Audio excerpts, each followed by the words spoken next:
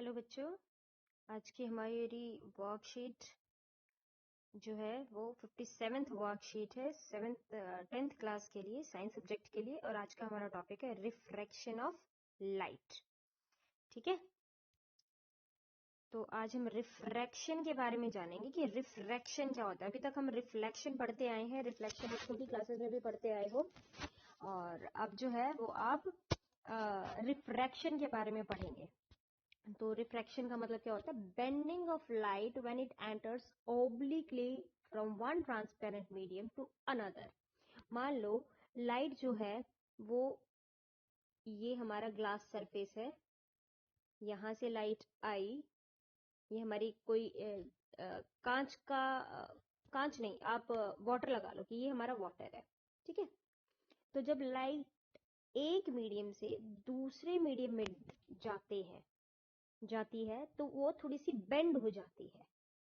Actual में वो bend नहीं होती है, बट वो हमें प्रिटेंड होता है कि वो बेंड हुई है। और इसी बेंडिंग ऑफ लाइट को कहते हैं जब ये एक मीडियम से दूसरे बेंड हो जाती है। और इस बेंडिंग ऑफ लाइट को ही क्या कहते हैं? Refraction of light. जब लाइट एक सरफेस से टकरा कर वापस जाती है तो इसको रिफ्लेक्शन बोलते हैं, और जब यहां से टकराकर थोड़ा सा अपना रास्ता बदल लेती है तो उसको कहते हैं रिफ्रैक्शन ऑफ लाइट। ठीक है,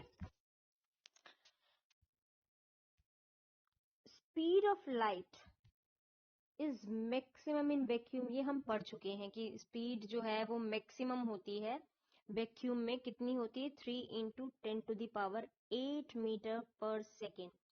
और इससे फास्टेस्ट कोई भी चीज आज तक हम नहीं बना पाए हैं। और लाइट रिफ्रैक्शन का कारण क्या है? लाइट की स्पीड चेंज हो जाना, क्योंकि लाइट जो है वो मैक्सिमम वैक्यूम में होती है उसकी स्पीड, लेकिन एयर में भी लगभग इतनी होती है जितनी वैक्यूम में होती है। स्लाइटली कम होती है, लेकिन हम उसको इतनी ही मानते हैं, 3 × 10⁸ मीटर पर सेकेंड। और जब वो लाइट एयर से वाटर में एंटर करेगी तो क्या होगा? उसकी स्पीड में थोड़ा सा डिफरेंस आएगा, जिसकी वजह से वो छोटा वाला रास्ता अपनाना पसंद करेगी। उसकी स्पीड कम होगी तो वो छोटा रास्ता लेना पसंद करेगी, और जो ये परपेंडिकुलर है इसकी तरफ बेंड हो जाएगी, और इसी को कहते हैं रिफ्रैक्शन ऑफ लाइट। यही कारण होता है रिफ्रैक्शन ऑफ लाइट का। ठीक है, अब ये आपको एक दे रखा है, refraction through a rectangular glass slab. इसमें आपको क्या दे रखा है? ये एक ग्लास स्लैब है, यहां से लाइट एंटर करती है, ये परपेंडिकुलर है। रिफ्रैक्शन के कारण लाइट बेंड हो गई और इसने एंगल ऑफ रिफ्रैक्शन बनाया R। ठीक है, और फिर दोबारा जब वो अपने उसी मीडियम में आ रही है, एयर में आ रही है वापस, तो ये दोबारा वही वाला पाथ अपनाती है। देखो, इस वाली रे के बिल्कुल पैरेलल होगी ये रे। ठीक है, तो ये है refraction through a glass slab. इसमें आपको क्या चीज ध्यान रखनी है? सबसे इंपॉर्टेंट क्या है? जब हम ये एक्सपेरिमेंट करते हैं तो इस एक्सपेरिमेंट में जब हमने एंगल ऑफ इंसिडेंस देखा, इस एंगल ऑफ इमर्जेंट के, ये आपका ना प्रैक्टिकल भी होता है एक। अगर स्कूल खुलते हैं तो आपको करके भी दिखाएंगे ये वाला प्रैक्टिकल। और इसमें क्या होता है? ये जो एंगल ऑफ इंसिडेंस है ये एंगल ऑफ इमर्जेंट के बराबर होता है। एंगल ऑफ इमर्जेंट यानी कि जो इमर्जेंट लाइट है, ये इमर्जेंट रे है ना हमारी, जो निकल कर आ रही है, ये इमर्जेंट रे है। जो इसमें है ये रिफ्रैक्टेड रे है, और जो आई थी वो इंसिडेंट रे है। ये हमारा एंगल ऑफ इंसिडेंस है, ये हमारा एंगल ऑफ इमर्जेंट है, और ये हमारा रिफ्रैक्टेड एंगल है। रिफ्लेक्टेड नहीं, रिफ्रैक्टेड। ठीक है, आर।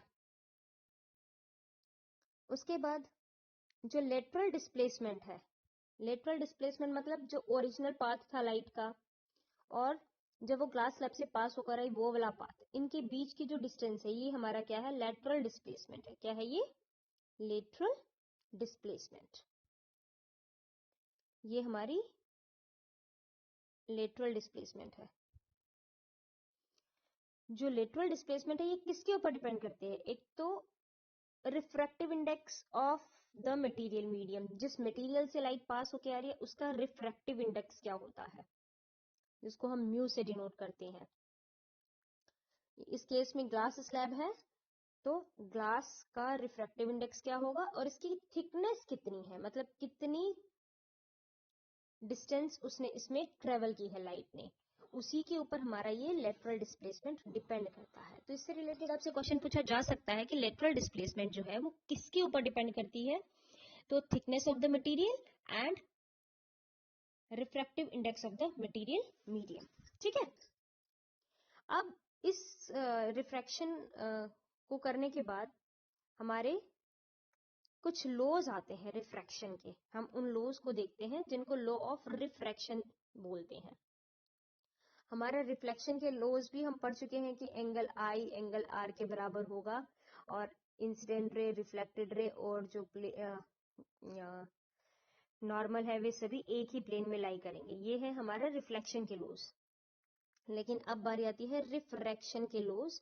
तो रिफ्रैक्शन के लॉज क्या है? लॉ ऑफ रिफ्रैक्शन सबसे पहला क्या है? Incident ray, reflected ray and normal to the interface of two transparent media at the point of incidence all lie on the same plane। तो इस सिचुएशन में भी क्या है? इस सिचुएशन में भी वही है हमारा कि हमारी जो इंसिडेंट रे है, जो रिफ्लेक्टेड रे है, ये हमारी इंसिडेंट रे है, ये हमारी रिफ्रैक्टेड रे है और ये नॉर्मल है, और ये सभी कहाँ लाई कर रहे हैं? एक प्लेन में लाई कर रहे हैं। ठीक है, दूसरा क्या है? Ratio of sine of angle of incidence to the sine of angle of refraction is a constant for a given pair of media and colour of light. एक कलर की लाइट, क्योंकि हमें पता है लाइट, जो व्हाइट लाइट है वो combination of 7 colours है, तो इस तरह से हमारे पास कई तरह की कई कलर्स की लाइट मौजूद है। तो अगर हम एक कलर की बात करें, पर्टिकुलर कलर के लिए और एक पर्टिकुलर मीडियम के लिए, कि ये क्या है? ये ग्लास स्लैब है, तो ग्लास अगर एक मीडियम हम मान के चलते हैं, तो साइन आई और साइन आर का जो रेशियो है, यानी कि sine i by sine r, ये एक कांस्टेंट वैल्यू के बराबर आता है। और वो कांस्टेंट वैल्यू क्या होती है? वो इसका, इस मटेरियल का रिफ्रैक्टिव इंडेक्स होती है। ठीक है, क्लियर है बेटा? देखो यहां पर आपको सारी ये रिफ्रैक्टिव इंडेक्स के बारे में ही बता रखा है।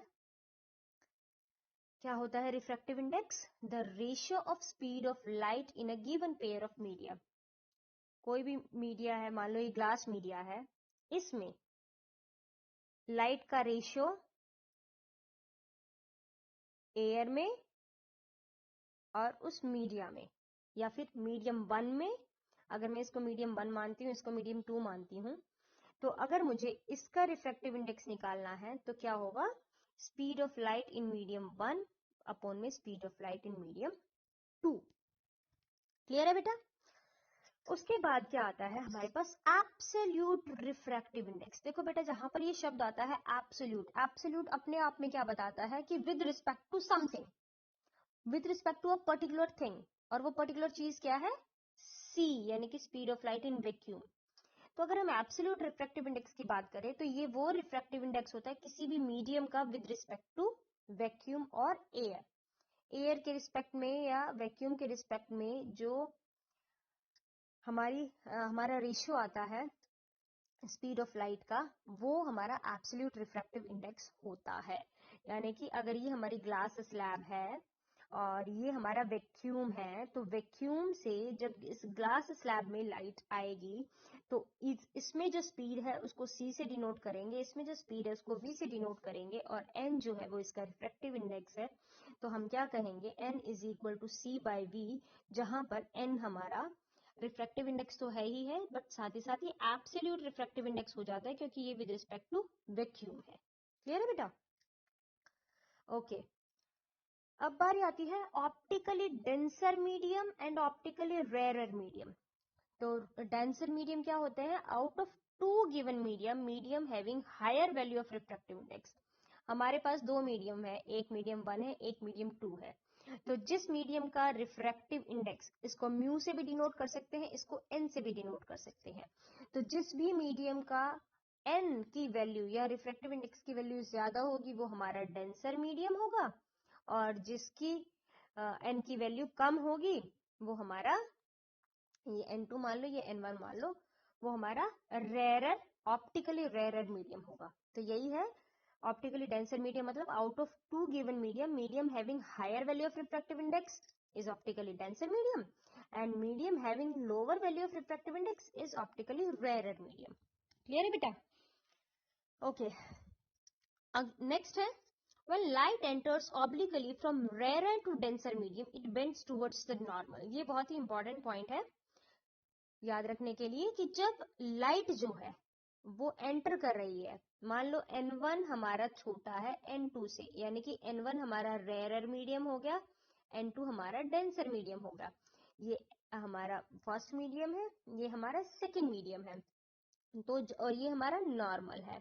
तो जब लाइट एक रेरर मीडियम से, इसमें यही कहा ना, when light obliquely enters from rarer to denser medium, rarer medium से जब डेंसर मीडियम में एंटर कर रहे हैं तो it bends towards the normal, तो ये कहाँ चली जाएगी, नॉर्मल की तरफ शिफ्ट हो जाएगी, क्योंकि उसमें इसकी स्पीड कम हो जाएगी, तो इसको डिस्टेंस ज्यादा ट्रेवल करना पड़ता, सॉरी कम ट्रेवल करना पड़ेगा ना, ताकि वो उसी टाइम से बाहर निकल सके। ठीक है, ओके। नेक्स्ट है, when light enters obliquely from denser to rarer medium it bends away from the normal. अब मान लो N1 हमारा बड़ा है N2 से, यानी कि N1 हमारा डेंसर मीडियम है, N2 हमारा रेरर मीडियम है, ये हमारी नॉर्मल है। जब लाइट यहां से एंटर कर रही है तो अब ये रेरर मीडियम है, तो light away from the normal bend हो जाएगी। क्या हो जाएगी, अवे फ्रॉम द नॉर्मल, ऐसे थोड़ा सा इससे दूर। ठीक है, अगर हम सीधे सीधे ड्रॉ करते हैं तो ये वैसे यहां आनी चाहिए थी, लेकिन अब ये नॉर्मल से और दूर चली गई है। ठीक है, नेक्स्ट हमारा है refractive index of diamond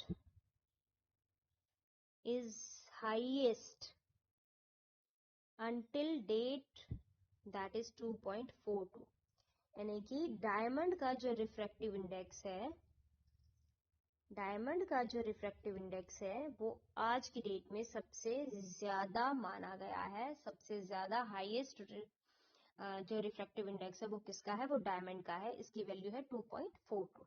clear है बेटा? ओके, नाउ अब हम देखते हैं हमारे क्वेश्चंस। तो फर्स्ट क्वेश्चन है हमारे पास, find the speed of light in glass if the refractive index of glass is 1.5 and c is 3 into 10 to the power 8 meter per second. हमें स्पीड ऑफ लाइट निकालनी है, किसमें निकालनी है, ग्लास में। तो लेट कर लेते हैं कि speed of light is v in glass. ठीक है, हमें इन वैक्यूम दे रखी है 3 into 10 to the power 8 metre per second. ठीक है, और n जो ग्लास का रिफ्रैक्टिव इंडेक्स दे रखा है वो दे रखा है 1.5। तो डायरेक्ट फॉर्मूला लगाएंगे, refractive index is equal to c by v। ये ग्लास है, ये भी ग्लास है, तो यहां पर इनकी वैल्यूज पुट कर दीजिए, इसको सॉल्व कर दीजिए, सिंपल। सेकेंड क्वेश्चन है, write the laws of refraction. तो ये आपके लॉज ऑफ रिफ्रैक्शन है, ये आपके सेकेंड क्वेश्चन का आंसर हो गया। थर्ड है, draw label diagram of refraction through glass slab. तो ये रिफ्रैक्शन थ्रू ग्लास स्लैब का आपका लेबल डायग्राम हो गया। ठीक है, अब कोविड रिलेटेड मैसेज की maintaining physical distance of 6 feet और 2 yards, और जब भी घर से बाहर निकले तो आप मास्क पहन के निकले। स्टे सेफ, बाय बेटा।